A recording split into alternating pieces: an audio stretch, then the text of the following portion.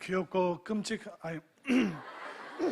귀엽고 깜찍한 우리 육남전도회 위해서 큰 박수 부탁드립니다. 네. 처음 알았어요.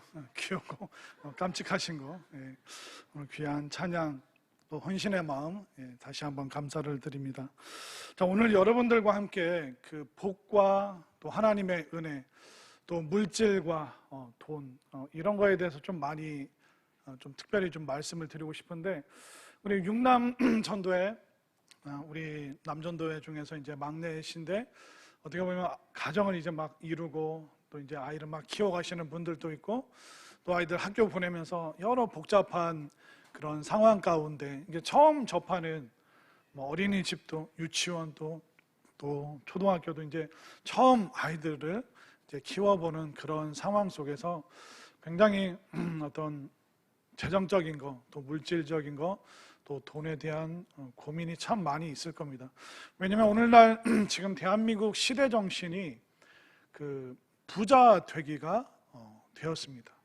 과거에는 뭐 민주화 운동이라든가 어떻게 보면 우리의 삶과 또 정신을 더 어떻게 하면 좀 고취시킬까, 그런 부분에 관심이 많이 있었습니다. 그리고 아이들을 과거 급제시키듯이 좋은 대학 보내는 거, 이제 거기에 이제 우리가 서서 이제 몰두해 왔는데, 지금은 갑자기 이 코로나 또 유튜브 시대가 되면서 부자 되기가 시대 정신이 되어 버린 거예요. 모든 게 다 여기서 결정이 나고 이게 되느냐 안 되느냐, 그럼 어떻게 하면 빨리 그쪽으로 갈 수 있느냐, 계속 거기에 대해서만 이야기를 하고, 연예인들도 심지어 집을 보러 다니고 어떤 집이 좋고 또 뭐 주식에 대해서 연예인들끼리 막 나와서 이야기하는, 그래 우리의 시대 정신이 지금 급격하게 변화하는 세상 속에 살고 있고, 아마 육남전도회가 그 거대한 그 폭풍을 정면으로 지금 맞고 있지 않을까, 그런 생각을 하는데, 그래서 성경이 말하는 복이란 무엇인가, 또 돈, 물질, 재정, 여기에 대해서 어떻게 생각해야 되는지 그렇게 길지 않은 시간이지만 또 여러분들과 좀 나누고 싶은데, 우리 육남전도회가 어릴 때, 육남전도회 또 부모님 세대 때만 해도 어떻게 보면 굉장히 가난하고 힘든 시절이었습니다. 그래서 직접 육남이 경험하지는 못했지만 보릿고개라는 그런 이야기를 심심치 않게 들었던 그런 시절이고, 또 학교 가서 먹을 게 없어서 수돗물 물 틀어서 물 마시는 그걸로 배를 채우는 그런 친구들이 진짜 우리 옆에 있었던 그런 시절을 여러분들이 또 잘 아실 겁니다. 지금 요즘 사람들은 살을 빼느라고 막 뛰어다녀요. 안 뛰어다니십니까? 뛰어다녀야 될 것 같은데, 우리 살을 빼려고 막 뛰어다니는데, 과거에는 30-40년 전에는 야 뛰지 마라, 뛰면 배 꺼진다, 그 얘기 부모님들이 하셨잖아요. 동네에서 어른들이 야 뛰지 마라, 배 꺼진다. 그러니까 이 허기짐을 모면하는 거, 그 비참한 그 가난을 벗어나는 거, 어떻게 하면 우리가 잘 살 수 있을까, 또 우리나라도 어떻게 하면 좀 부국강병한 나라가 될 수 있을까. 그래서 저 어렸을 때 그 노래 맨날 들었어요. 잘 살아보세. 우리도 한번 불러볼까요? 육남 나와서. 그러니까 그런 노래를 부를 정도로 극심한 가난과 빈곤과 또 배고픔을 벗어나기 위해서 어떻게 보면 우리 민족은 수단과 방법을 가리지 않았죠. 달님이 됐던 햇님이 됐던 뭐 물을 떠놓고 막 여기다 빌고 저기다 빌고, 그러니까 복의 근원, 복의 원천이 누구신지 모르는 상태에서 어떻게 해서든 인생의 최고의 목표는 우리 애들이 배를 곪지 않는 거, 쌀과 김치가 떨어지지 않는 그 인생을 위해서 앞만 보고 달렸던 그런 시절이 불과 30-40년 전 우리 육남전도회가 어렸을 때 그런 시간들을 참 많이 보냈죠. 그러다 보니까 예전에 그런 말이 있었죠. 가난은 죄다. 근데 이 말이 그냥 그렇게 쉽게 설명할 수 있는 게 아닙니다. 가난이 죄라면 성경에는 고아와 과부와 나그네 3대 극빈자가 구약에 나오는데 그들은 죄인들입니까? 근데 성경은 하나님께서는 고아와 과부와 나그네의 하나님이시다. 그냥 가난 자체가 죄가 아니라 가난 때문에 남의 담을 넘고, 가난 때문에 뭔가를 훔치고, 가난 때문에 비굴해지고, 그러니까 가난 때문에 벌어지는 수많은 어려운 상황들이 때로는 죄 짓는 상황도 만들기 때문에 너무 짧게 그걸 줄여버렸죠. 가난은 죄다. 그러나 가난 자체, 빈곤 자체는 죄는 아닙니다. 그러나 그 빈곤 속에서 어떤 마음, 또 어떤 정신, 어떤 신앙을 가져야 될지는 또 우리가 잘 선택을 하고 결단을 해야 되는 것입니다. 여러분들은 특별히 육남은 돈과 물질, 또 경제적인 것, 여기에 대해서 어떻게 생각을 하십니까? 육남뿐만 아니라 대한민국에 있는 모든 그리스도인들이 그 돈에 대해서, 돈 많은 거, 또 부자에 대해서 늘 우리는 이중적입니다. 교인들뿐만 아니라 대한민국 사회 자체가 돈에 대해서 이중적이죠. 그냥 여러분들 솔직히 여쭤볼게요. 돈 좋아하십니까? 타락하셨군요. 이렇게 말하면 이상한 거죠. 그거는 잘못된 겁니다. 그러니까 우리는 어떻게 이중적이냐면 돈 많은 사람을 부러워합니다. 그런데 부자를 미워합니다. 동의가 되시나요? 돈 많은 사람 부럽잖아요. 얼마 전에 며칠 전인가 뉴스 보니까 미국에서 뭐 이렇게 복권 당첨이 돼서 1조인가 얼마 받는다고 그러더라고요. 놀라는 사람 한 명밖에 없네요. 그 정도는 다 호주머니에 다 넣고 다니시나 봐요. 그런 거 보면 부럽잖아요. 부러운데 또 우리가 차 타고 가면서 비싼 차 타고 다니고 좋은 집에 사는 사람들, 그런 사람 또 미워합니다. 그러니까 돈 많은 사람 부러워하면서 부자는 미워하는 이 이중성이 우리들 속에 있습니다. 그리고 또 우리가 성경 말씀을 보면 예수님께서 부자가 천국 들어가기 얼마나 어려운지, 낙타가 바늘구멍 통과하는 것 같다. 사도 바울도 그런 얘기를 했습니다. 돈을 사랑함이 일만하게 뿌리가 된다. 그러다 보니까 강단에서 외치는 게 뭐냐면, 여러분들 돈을 사랑하지 마십시오. 돈을 따라가지 마십시오. 돈에 대해서 우상 숭배하지 마십시오. 그 말씀이 맞습니다. 그냥 맞는데, 그런데 여러분들 구약 성경을 보십시오. 구약 성경 보면 물질에 대한 축복이 얼마나 많이 나오는지, 아브라함과 이삭, 야곱, 이 사람들을 부자를 뛰어넘는 거부라고 표현을 하고 있습니다. 그러니까 우리가 성경을 볼 때 그냥 내 입맛에 맞게, 내 편한 대로, 만약 내가 부자라면 사도 바울과 예수님의 말씀 보면서 기분이 어떨까요? 그럼 나 천국 못 들어가나? 그럼 나는 돈이 많은데 일만하게 뿌리들이 그럼 나한테 있는 건가? 그렇게 어떻게 보면 돈 많은 사람들은 오해를 할 수 있습니다. 구약 시대 때와 신약 시대 때 그 성도들의 그 신앙의 흐름이 어떻게 흘러갔는지 보셔야 됩니다. 이미 창세기에서부터 하나님께서는 생육하고 번성하라, 이 땅에서 우리가 잘 되는 그 삶에 대해서 어마어마한 축복에 대한 이야기를 많이 하고 있습니다. 창세기에서부터 구약까지. 그런데 구약 시대가 끝나고 말라기에서 그 마태복음이 기록된 그 기간까지 약 400년 동안 이스라엘은 신앙이 아니라 그리스 로마 제국의 어떻게 보면 오늘날과 같은 그 자본주의 세상에 맛을 들이게 됐습니다.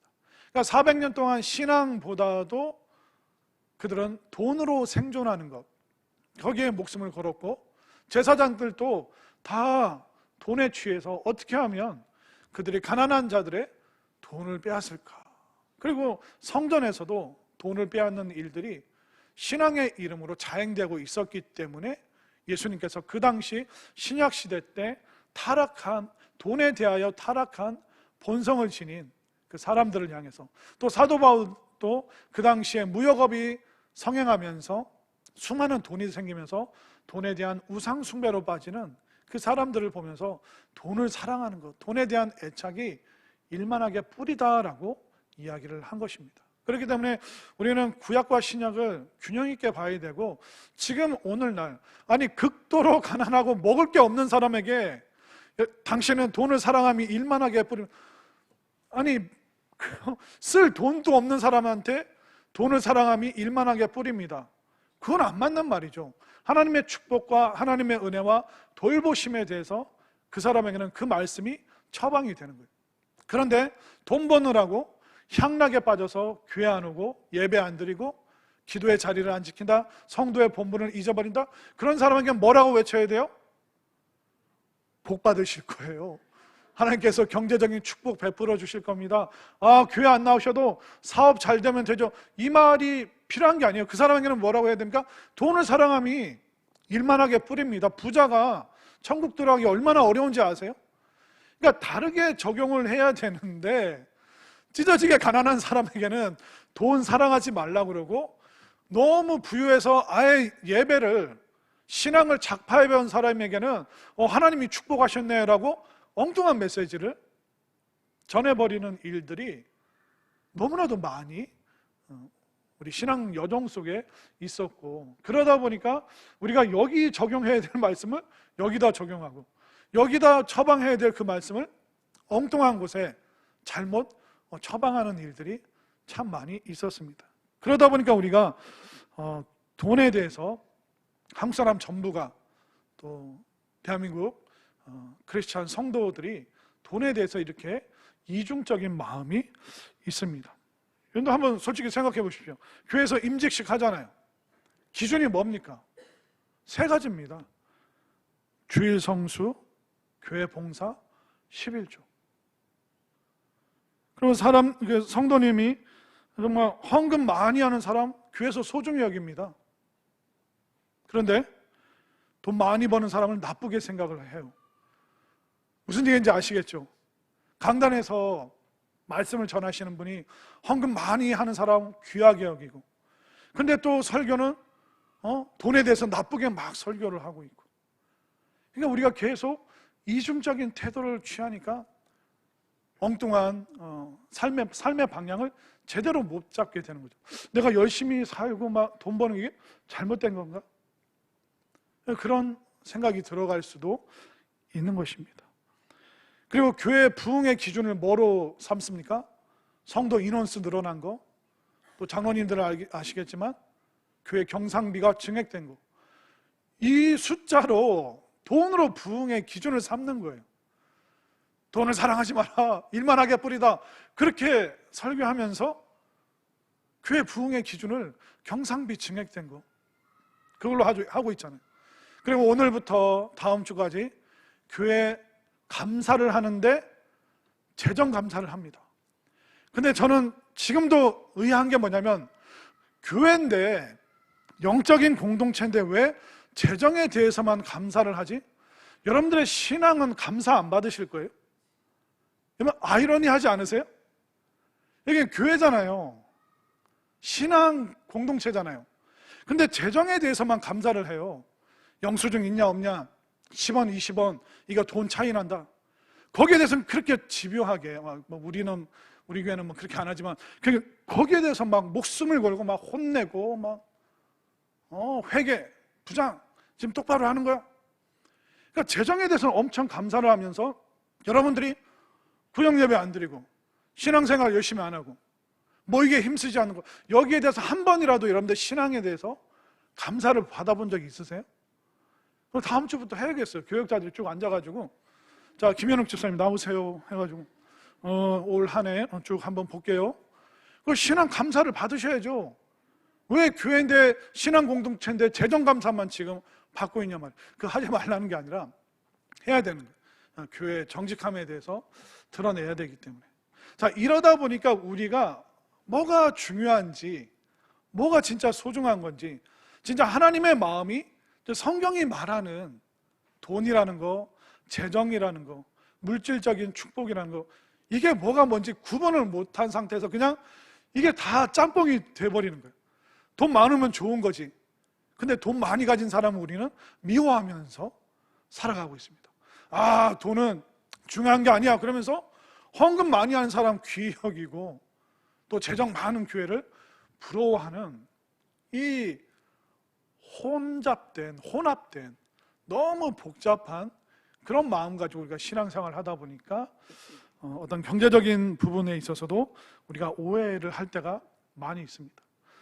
그러다 보니까 우리들 속에 뭐가 생기냐면 좀 어려운 말로 확증 편향이 생깁니다.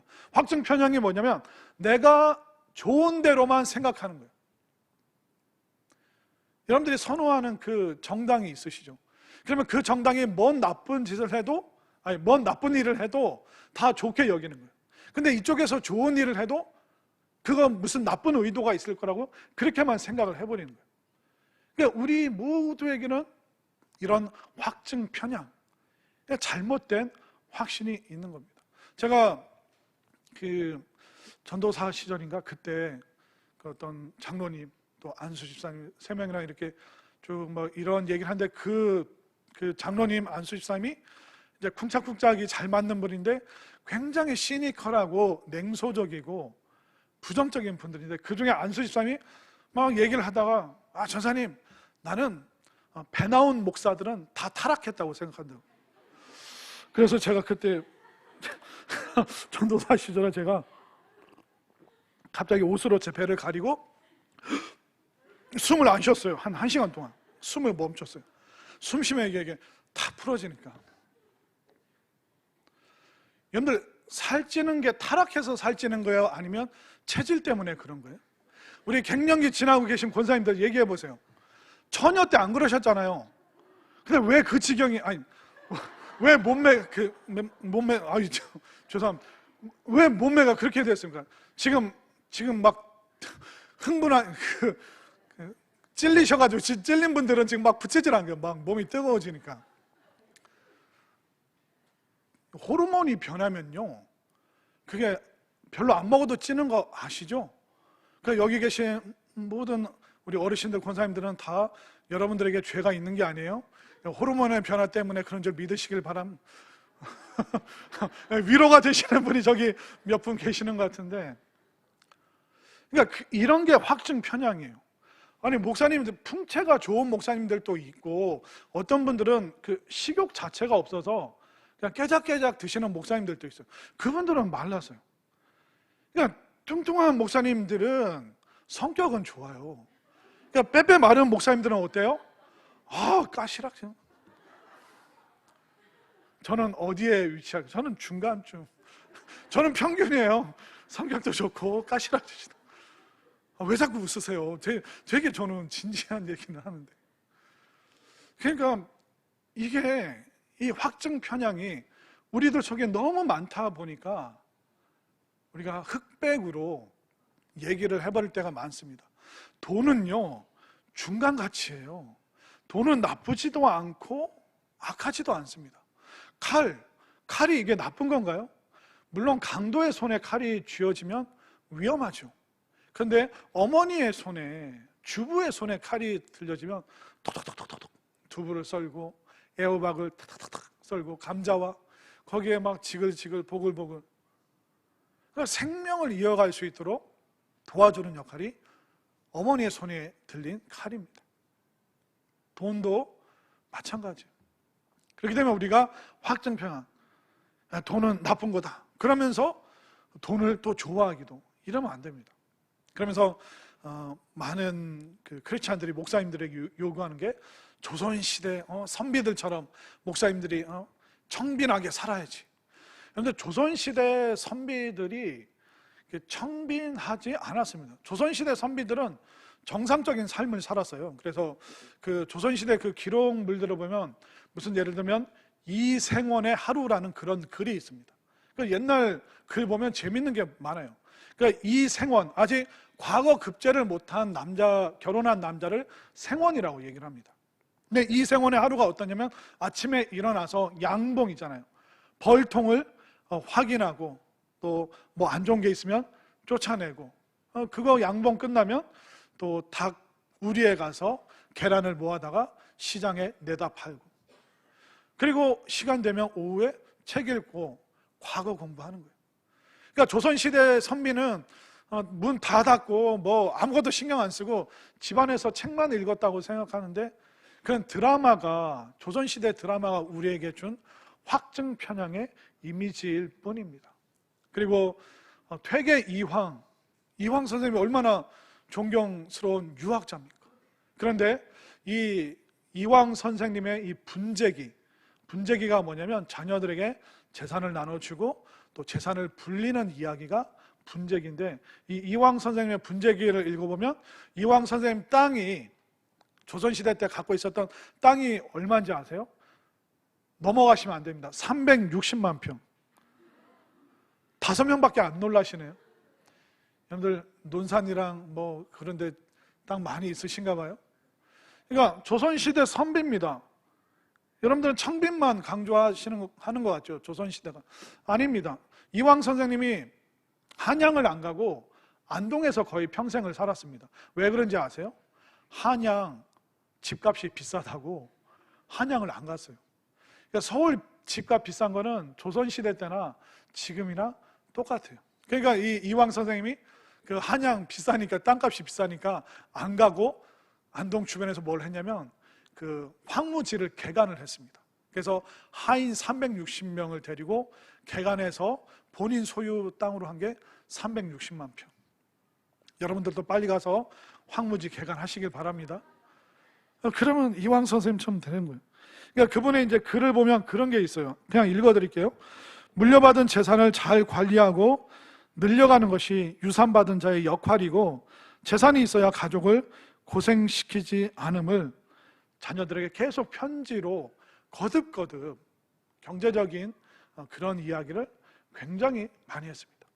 그러니까 우리 한국 사람들은 유교의 영향도 받고 또 여러 가지 자본주의 사회를 극심하게 너무 급격하게 겪다 보니까 이 돈에 대해서, 물질에 대해서, 부유함에 대해서, 조금 더 깊이 얘기하면 복과 축복에 대해서 늘 이중적인 마음이 있습니다.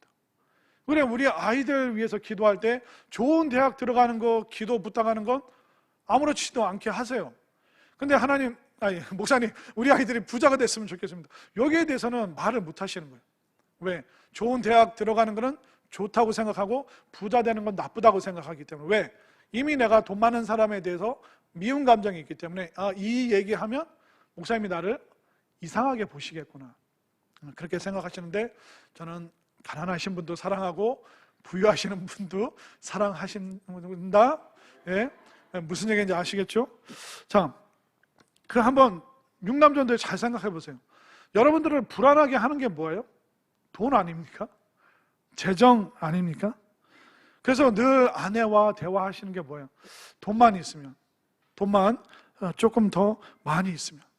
우리가 살아가는 삶이 돈과 엮이지 않은 삶이 없습니다. 우리 아이들 위해서 재정을 사용해야 됩니다. 아이들 어린이집을 보낼 때도, 뭐 학원을 보낼 때도 애들 좋아하는 거 소세지라도 사주려면 돈이 있어야 되는 거예요. 그러니까 돈과 엮이지 않은 그런 삶은 없는 것이죠. 그런데 여전히 우리는 돈 때문에 걱정이 많습니다. 돈 때문에 걱정이 많은 오늘 육남전도회를 위해서 오늘 역대상 4장의 말씀을 통하여 다시 한번 하나님의 뜻, 또 하나님께서 우리를 향하신 그 인자하심을 새롭게 발견하고 또 기도의 제목이 변화될 수 있는 또 우리 육남전도회, 또 우리 모든 성도님들 될 수 있기를 바랍니다. 자, 하나님께서 이 땅을 창조하시고 사람들에게 뭐라고 말씀하셨습니까? 생육하고 번성하고 땅에 충만하라.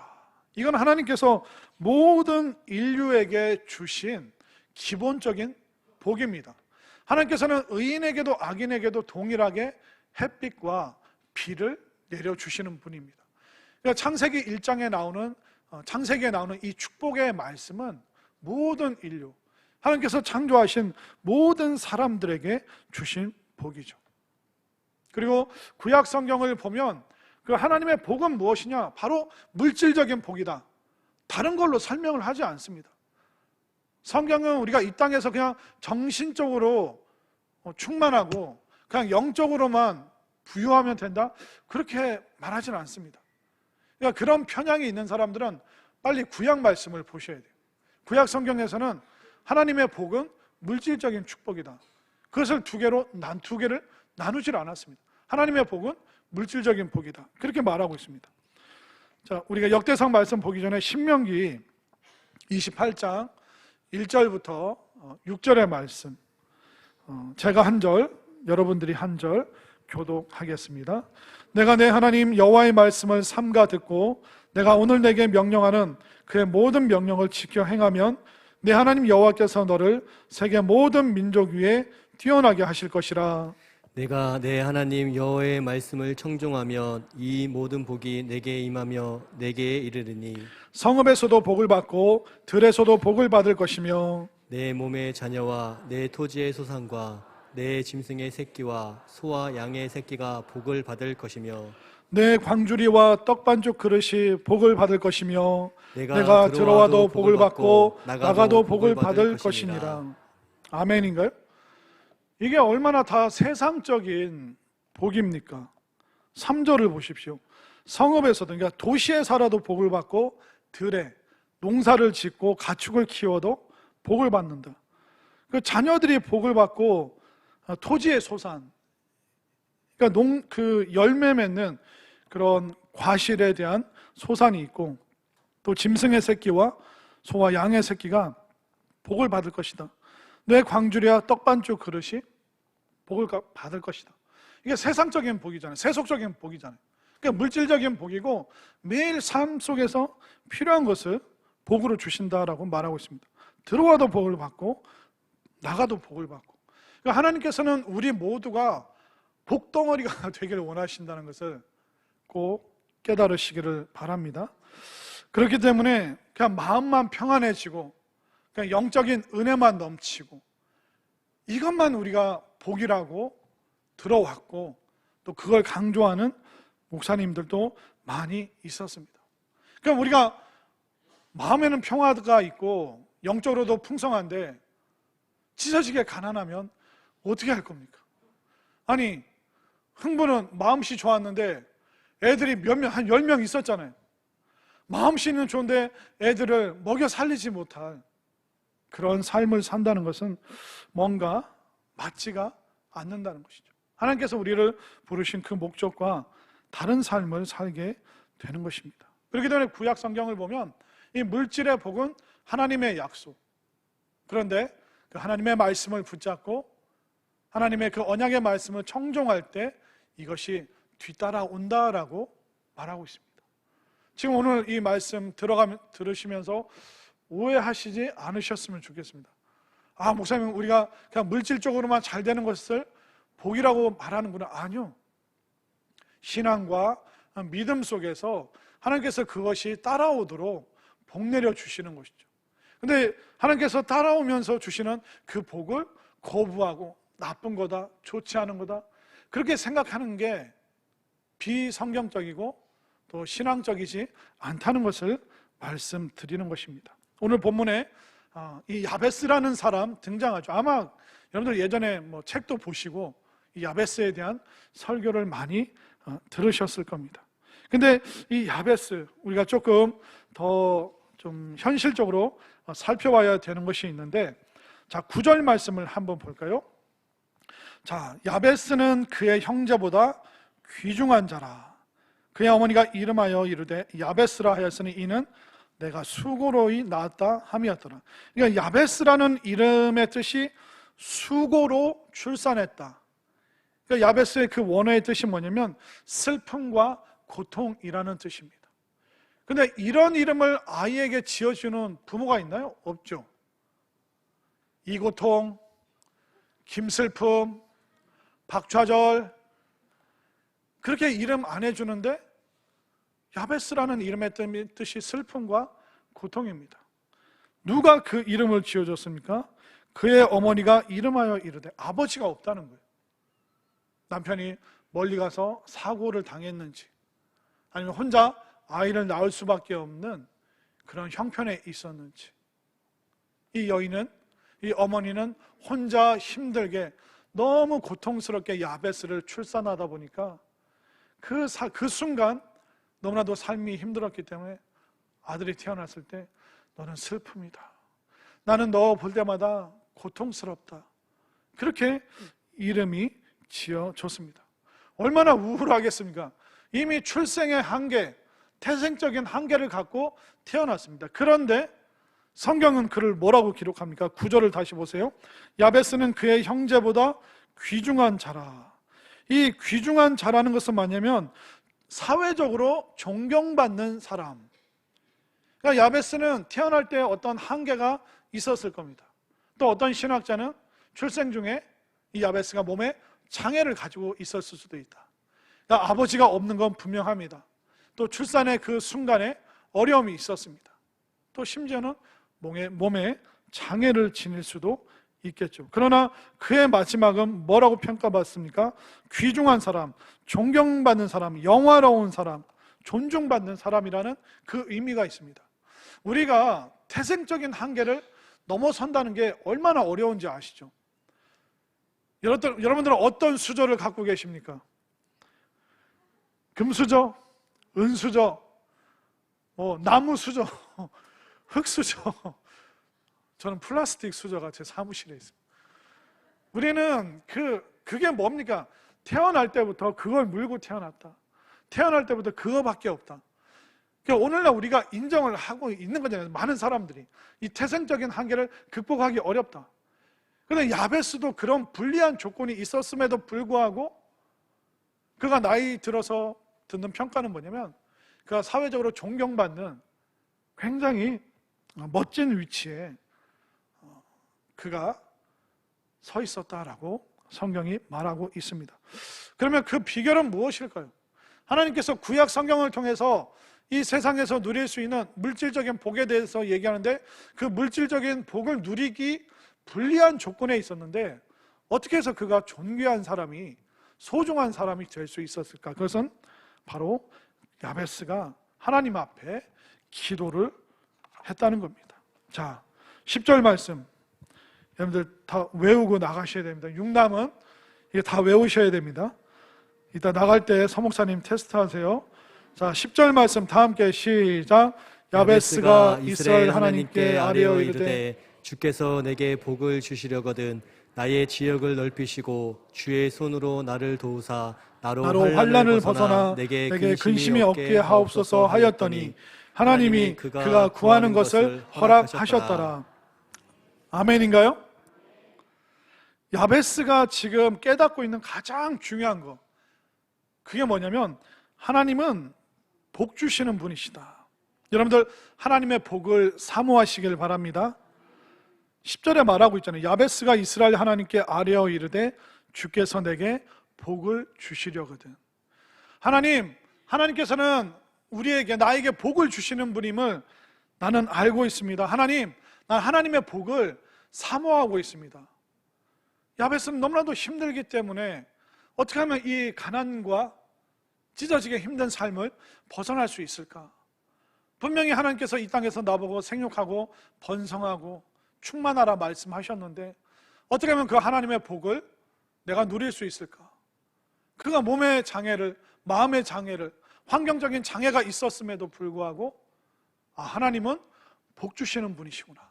복의 원천과 복의 근원은 바로 하나님이시구나. 분명한 그의 고백이 여기에 담겨 있음을 믿으시기를 바랍니다. 우리는 그냥 잘 믿어서 나중에 천국 들어가는 것, 그게 우리의 결론이 되어야 됩니다. 그러나 그 과정 속에서 이 땅에서 살아가는 동안 우리가 사모해야 되는 것이 있습니다. 성경은 추상적인 복만 얘기를 하지 않습니다. 분명히 우리의 삶의 매 순간순간, 호흡하는 그 순간순간마다 하나님께서 은혜와 복을 우리에게 주길 원하시는데 과연 복의 근원이 하나님이시구나, 그렇게 생각하면서 이 야베스처럼 기도하는 분들이 과연 몇 분이나 되는지. 하나님께서 복의 근원이십니다. 하나님은 우리에게 복 주길 원하십니다. 정말 이 고백을 여러분들이 하시는지 아니면 이미 체념을 하고 그냥 뭐 인생 힘들게 사는 거지 뭐, 다 그냥 뭐 그 모양대로 사는 거지 뭐, 그냥 그렇게 생각하고 그냥 정체된 삶을 살고 있는지, 아니면 이 야베스처럼 다시 한번 결단을 해서 하나님께서 복 주시는 분이심을, 또 하나님의 복을 사모할 수 있는 우리 모두가 될 수 있기를 바랍니다. 자, 그러면 하나님 앞에 그가 기도하는데 구체적으로 솔직하게 기도를 하고 있죠. 자, 다시 한번 10절. 야베스가 이스라엘 하나님께 아뢰어 이르되 주께서 내게 복을 주시려거든 나의 지역을 넓혀 주시고.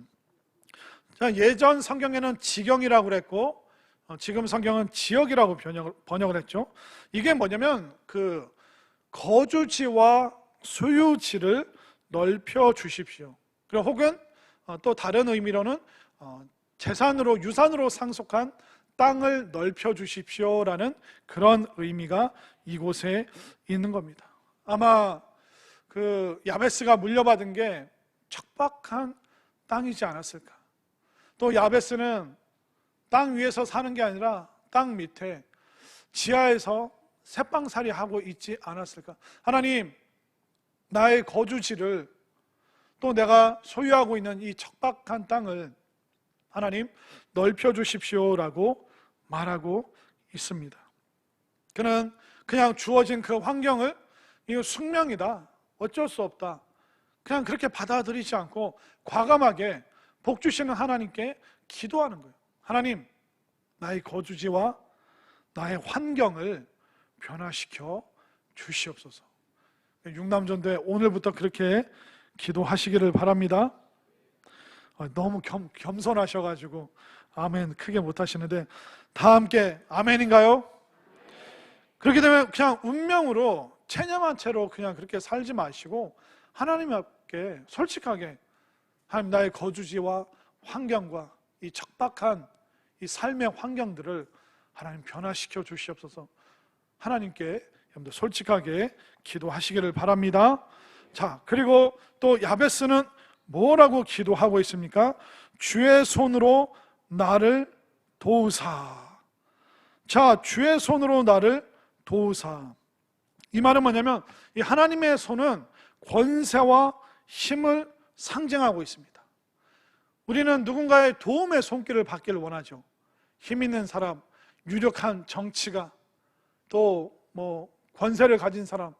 우리는 이 땅 살아가면서 내 주변 사람, 나보다 힘 있는 사람이 도움의 손길을 뻗어주면 내가 잘 살 수 있을 것이라고 생각을 합니다. 근데 야베스는 하나님께서 주의 손으로, 하나님의 그 권세와 힘을 담고 있는 그 손으로 나를 도와주십시오. 이 말은 뭐냐면 하나님, 이 운명의 굴레에서 벗어날 수 있도록, 이 절망적이고 어떻게 할 수 없는 이 상황, 이 운명을 벗어날 수 있도록 하나님 그 손으로 나를 도와주십시오라고 말하고 있습니다.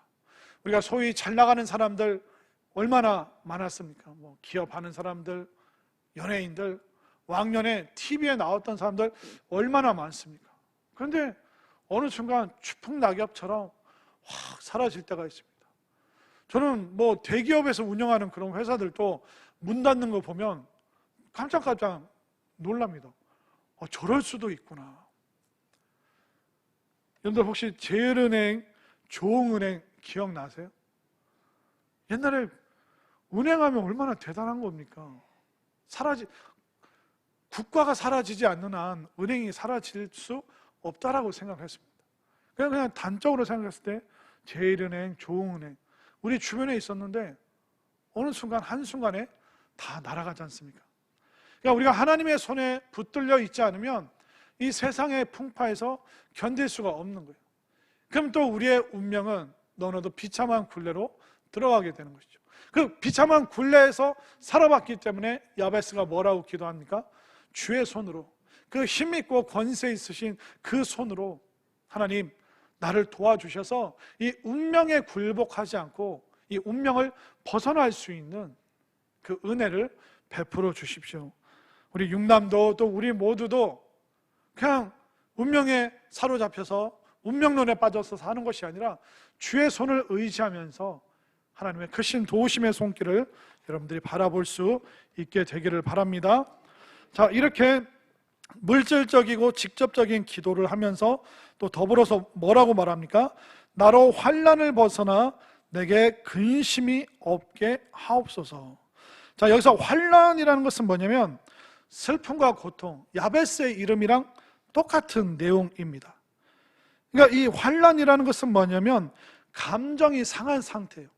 하나님, 내 마음이 그 궁핍한 굴레 때문에, 운명 때문에 내 마음이, 내 감정이 상했습니다.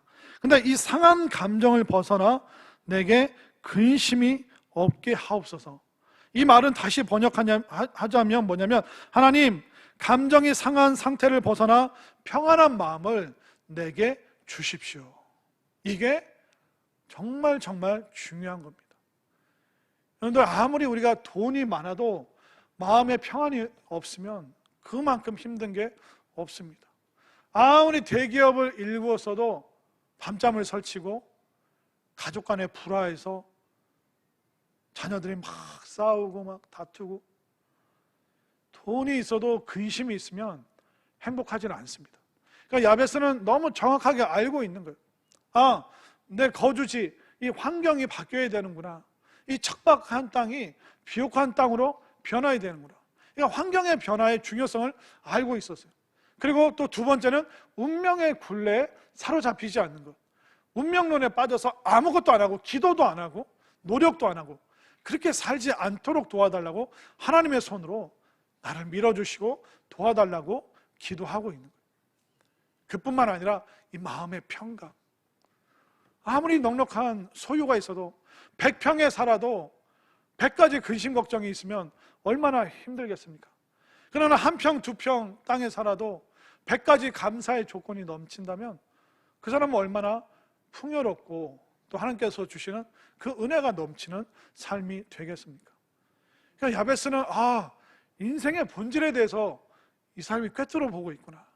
또 구약에서 말하고 있는 그 하나님의 그 복의 근원 되심에 대해서 너무나도 그는 확신을 갖고 그렇게 그는 기도하고 있구나.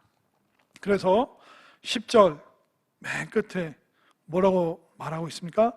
하나님이 그가 구하는 것을 거절하셨나요? 여러분들도 기도함으로 허락 받으시기를 바랍니다.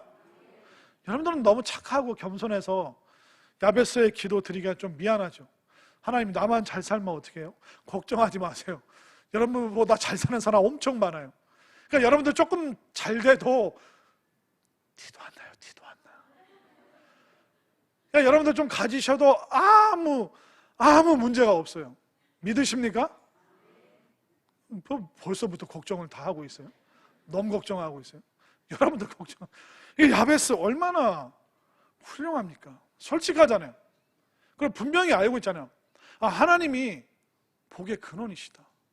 하나님이 복을 주신다. 그렇기 때문에 여러분들 주춤거리지 마시고 하나님 앞에 기도하시기를 바랍니다. 지금 삶이 어려우신 분들은 구약의 말씀을 많이 보세요. 하나님께서 어떤 실제적인 복을 주시는지. 또 지금 돈으로 인해서 여러분들 평안이 깨지고 돈 때문에 지금 문제가 생기신 분들은 신약의 말씀을 좀 보셨으면 좋겠습니다. 특별히 사도 바울이 돈에 대해서 무엇라고 얘기를 하고 있는지. 근데 제가 보니까 여기는 구약의 말씀이 충만하게 넘쳐야 될 분들이 많은 것 같아요. 대한민국에는 그런 사람들 진짜 많아요. 그렇기 때문에 진짜 중요한 건 뭐냐면 야베스가 존귀한 사람이 될 수 있었던 비결은 기도했던 거예요. 기도가 이 세 가지밖에 없었을까요? 정말 풍성한 수많은 기도를 하나님께 올려드렸고 하나님께서는 거기에 대해서 응답을 해주셨습니다. 육남 기도하시길 바랍니다. 가족과 애들을 보면서 기도하시길 바랍니다. 내일부터 뭐가 시작되게요? 네, 서목사님 그 출석 후 육남 특별히 만들어 주셔서 우리 회장님이 잘 할 수 있도록. 하나님은 그가 구하는 것을 허락하셨어요. 구하지 않는 것도 주시지만 특별히 하나님께서는 하나님 주십시오. 솔직하게 하나님 이거 원합니다. 하나님 저 이거 아쉬워요. 하나님 이런 게 있었으면 좋겠어요. 여러분들 아들 딸들이 여러분 아빠한테 늘 말하는 게 뭐예요? 아빠 이거 사줘, 엄마 저거 사줘. 우리는 사줄 능력이 없지만 하나님의 그 크신 손은 우리의 기도에 얼마든지 응답하실 수 있는 능력이 있음을 믿으시길 바랍니다. 그렇기 때문에 이 신앙의 유산이, 이 기도의 유산이 우리 가족들에게 또 우리 자녀들에게 흘러 넘쳐야 될 줄로 믿습니다. 지금 우리가 왜 잘 살고 있습니까? 여러분들 엄마 아빠 세대 때 여러분들 특별히 어머니들이 죽어라 기도했잖아요. 하나님 우리 애들 배 안 곪게 해주세요. 하나님 우리 애들 지금보다 좀 잘 살게 해주세요. 그 기도가 응답되어서 지금 하나님이 허락하셨기 때문에 이렇게 살고 있잖아요. 그런데 그 풍요를 누리는 우리 육남과 우리 자녀들 세대를 위해서 기도를 안 한다? 그러면 우리가 그들이 어떻게 될지 장담할 수 없는 거예요.